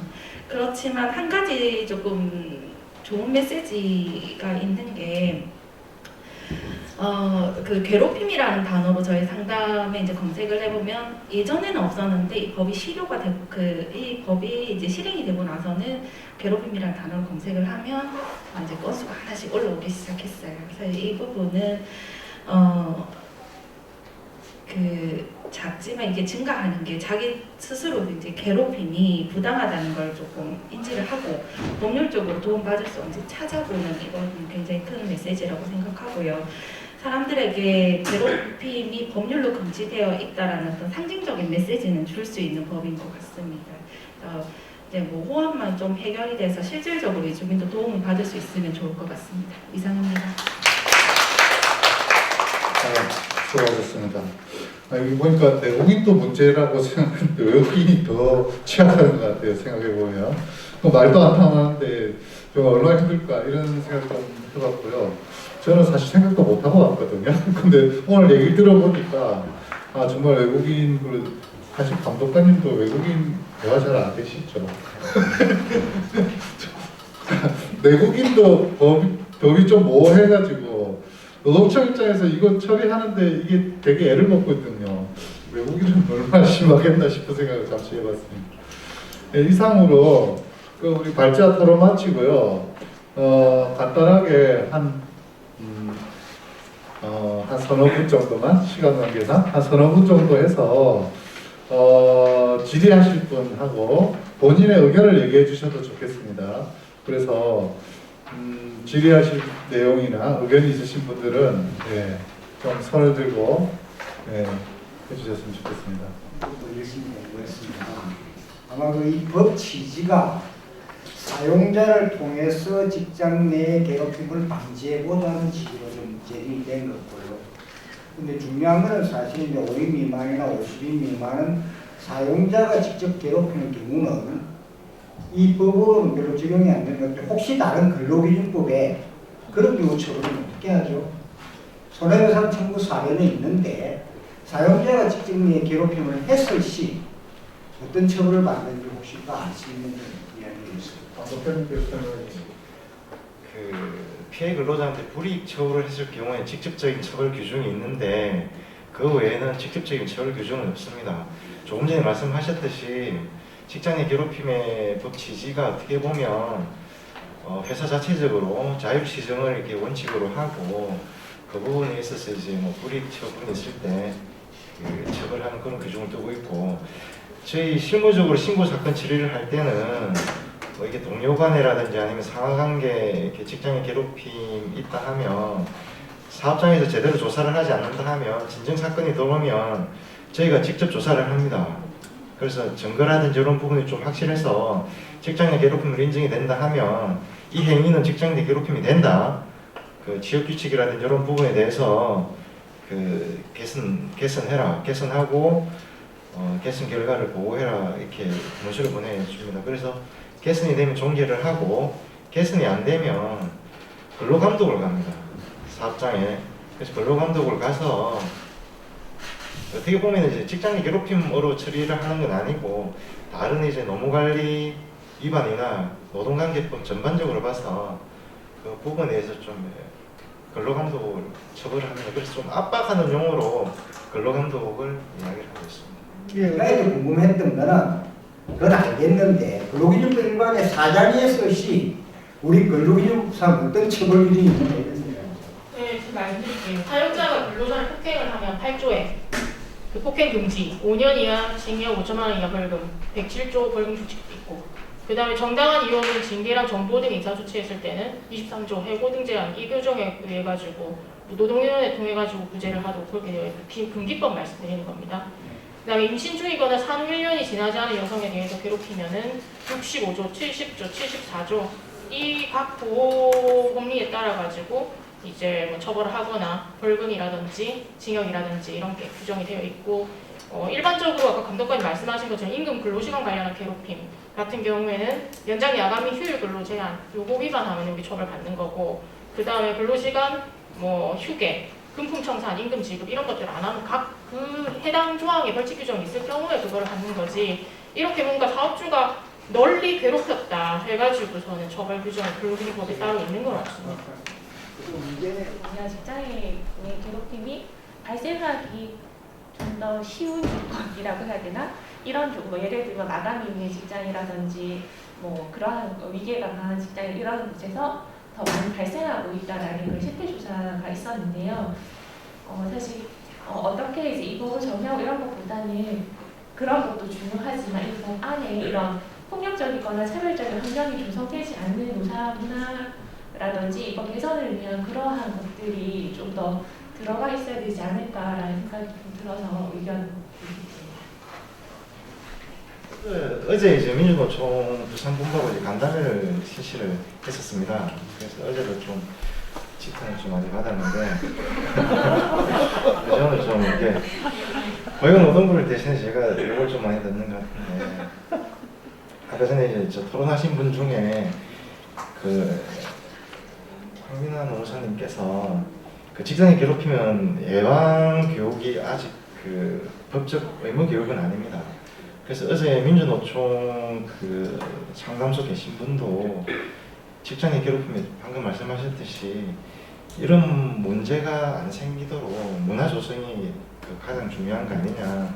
그래서 상호 뭐 경쟁이라보다는 그런 분위기가 조성이 중요하다. 그래서 직장에 괴롭힘 예방 교육을 고용노동부에서 이게 사업주를 상대로 하는 설명회 할 때 지속적으로 좀 교육을 시키든지 성희롱 예방 교육 같은 경우에도 뭐 100% 지금 근절은 되진 않았지만 법으로 이제 그 규정이 되어 있기 때문에 어느 정도 이제 인식은 다 하고 있습니다. 그래서 조금씩 개선이 돼야 되겠고 그래서 저희도 이제 근로감독 갈 때마다 취업 규칙에 그 직장 괴롭힘 규정이 돼 있는지 절차라든지 그리고 이렇게 직장 괴롭힘 규정이 있지만 또 징계를 안 하면은 실효성이 없기 때문에 직장 괴롭힘 행위가 인정되면 징계 규정에 포함시키라든지 이렇게 지도를 계속 하고 있고 예방 교육도 성희롱 예방 교육을 실시할 때 20분이나 30분 정도라도 내서 직원들이 직장 내 괴롭힘이라는 게 어떤 거다. 뭐 아까 전에 우리 토론에서도 말했지만 이게 직장의 괴롭힘인 걸 모르고 행할 수도 있거든요. 그래서 그런 교육이 좀 장기화되면 그런 부분이 좀 개선되지 않을까 싶습니다. 그래서 그런 부분은 본부에 통화를 하니까 동영상 자료를 만들고 있다 하더라고요. 그래서 그런 부분이 되면 사업장에 적극 홍보하고 근로자분들도 아까 이주민 분도 말씀하셨지만 이게 직장 괴롭힘인지 모르고 당하시는 분들도 계실 수 있거든요. 그래서 그런 부분을 좀 강화시킬 수 있도록 저희가 근로감독이라든지 갈 때 계속 지도해 나가는 이게 이제 시행 1년을 맞이했는데 이게 이제 이게 교육이 뭐 별도로 이렇게 실시해야 된다 의무화되어 있거나 하는 게 없어요. 그래서 뭐 더불어민주당의 뭐 김경학 의원을 필두로 해가지고 법안을 하나 낸 것 같아요. 그렇게 보면은 이제 성희롱 예방 교육처럼 매년 교육을 실시하고 또 위반하면 과태료 500만 원밖에 안 되지만 어쨌든 그 이하의 과태료를 부과하도록 하는 법안이 뭐 제출은 되어 있는 것 같습니다. 근데 뭐 아직 뭐 통과되고 그런 내용은 아니긴 한데 이게 이제 저희가 원래 저희 법인에서 아까 저희 노동인권연대에서도 이게 우리가 한 6월 초에 이거 관련해가지고 1주년 관련해 토론을 하려고 했는데 이게 이제 연기돼가지고 지금 7월까지 온 거예요. 근데 그 사이에 전국적으로 많은 곳에서 토론회가 진행이 됐더라고요. 그 진행되다 보니까 비슷비슷한 어찌됐든 문제점이 좀 다 얘기가 나왔던 것 같고요. 거기에 대한 해소 방안 중에 하나가 어찌됐든 그 직장 내 괴롭힘과 관련해 예방 교육을 좀 강화하자 이런 취지에서 법안이 좀 제출된 것 같고 아마 뭐 별일 없으면 그렇게 해서 좀 변경이 되지 않을까 그렇게 생각을 합니다. 예, 또 다른 질문 있으시면 궁금해서 그런 건데요. 25페이지에 사건 처리량에 기타는 어떤 것들이 있습니까? 기타가 뭐 89건에 이렇게 돼 있는데 25페이지요? 아 이게 그러니까 7월 16일 이후 행위에 대해서만 처벌이 가능하거든요. 근데 이전의 행위에 대해서 이렇게 사건을 내신다든지 또는 아까 전에 그 조건이 안 맞아서 말씀 부분이 있었는데 원하청 간의 관계라든지 그런 부분이 사건이 들어와서 또는 이제 또 이게 조사를 해보니까 직장 내 괴롭힘으로 인정이 안 되는 경우도 있고 해서 그런 부분이 다 포괄적으로 그 법 요건에 충족하지 못해서 이렇게 기타로 처리한 거. 예, 그러니까 기타로 해놔서 그러니까 이게 사안이 많기 때문에 일일이 다 할 수 없기 때문에 그러니까 그 현행법 이후에 들어왔지만 직장의 괴롭힘으로 볼 수 없는 경우도 있고 그러니까 동료들끼리 그냥 뭐 갈등을 그냥 뭐 사건 낸 경우도 있고 법 적용이 안 되는 부분도 있고 뭐 그런 부분을 그냥 내사 종결한 부분을 기타에 포함시켰어요. 자꾸 이야기를 하게 돼서 죄송합니다. 듣다 보니까 저기 법으로 처벌 이런 것과는 한계가 있을 수밖에 없겠다 싶고요. 결국 이제 교육 문제인데 그걸 좀그 개정 없이 교육을 강제할 수는 없나요? 행정명령 이런 식으로 사용자에게 1년에 뭐 1시간 이상 뭐 교육을 해야 된다 이런 걸 법을 고쳐야 가능한가요? 공부 이형으로 안 되나요? 저희가 아까도 말씀드렸지만 이제 근로감독을 가든지 뭐 직장에 괴롭힘이 있으면은 성희롱 예방 교육할 때 교육을 실시해라 또는 이제 그 직장에 괴롭힘 사건이 들어오면 개선지도 나가면서 이제 전주군 교육을 실시하라 이렇게 이야기를 하는데 강제 조항이 없기 때문에 자기네들이 실시하지 않더라도 저희 제재 조치를 할 수 있는 부분이 없고 대신에 이제 우회적으로 뭐 다른 아까 전에 조인 대표님께서 말씀하셨듯이 그거 이제 뭐 저희가 이렇게 개선해라는 걸 지도를 안 하면 근로감독을 간다든지 해서 뭐 다른 부분에 대해서 종합적으로 노무 관리를 확인하고 법 위반 사항이 있다 하면 거기에 대해서 개선 지도를 하고 뭐 처벌을 하고 이렇게 진행을 하고 있습니다. 그래서 그게 만약 입법이 된다 하면 그 부분 이제 강제적으로 되면 좀 나아질 것 같습니다. 1시간 30여 분에 걸쳐가지고 정말로 열띤 토론과 질의응답 시간 가져주셔서 너무 감사드리고요. 아마도 우리 오늘 또 감독관님 오셔가지고 본부에 정책 제안도 하시겠지만 아마도 이 부분은 워낙에 많은 많은 곳에서 문제 제기가 있었기 때문에 곧 아마도 법 개정이 있거나 제도 개선 형태가 있을 것 같습니다. 어쨌든 오늘 너무너무 고생하셨고요. 다 같이 박수 치고 마칠까 합니다. 수고하셨습니다.